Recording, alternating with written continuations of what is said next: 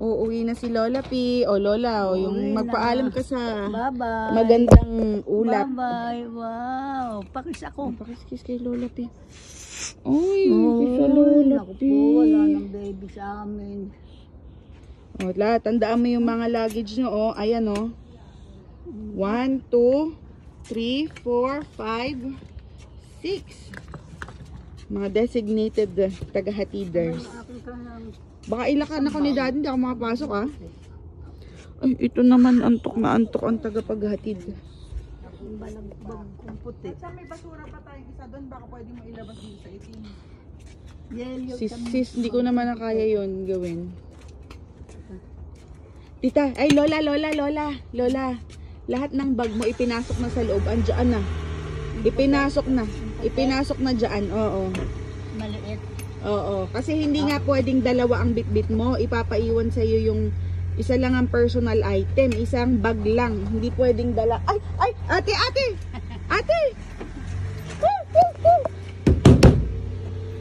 Nakasandal yung makina, yung luggage ay.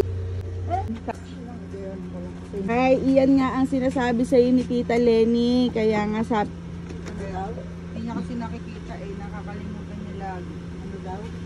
Ang dami pala nila. Picturean mo yung mga luggage mo, Tita.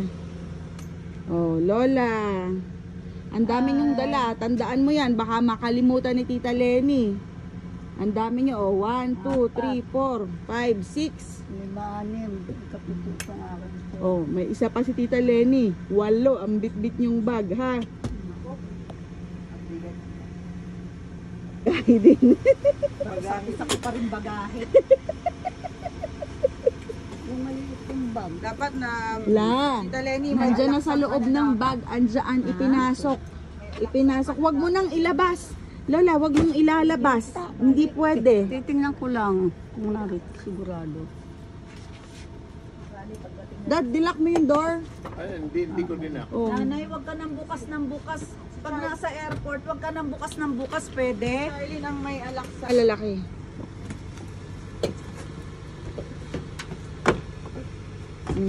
Tita, nadumihan na yung damit mo. Yan. Wag ka na. Inano mo kasi ng legs mo. Nakalimutan mo yata eh. Save mo na yung lakas mo sa airport. Mamaya wala ka ng lakas sa airport. Laban. Alisin mo tunay. Bitbitin mo na. Lama, upo ka na kaya doon. Bitbit sa akin yan. Oh, mabigat nga. Sabi ko sa iyo eh. Tamo, napakagaan na niya. Bigat na bigat ka. Nasabi sa'yo. Magsalita sa akin eh. Lola, Ay, napagsasalitaan ka si kasi. Tita Lenny, ang makulit bitbit ka. niya, 3 bag. Ikaw isa lang, ha?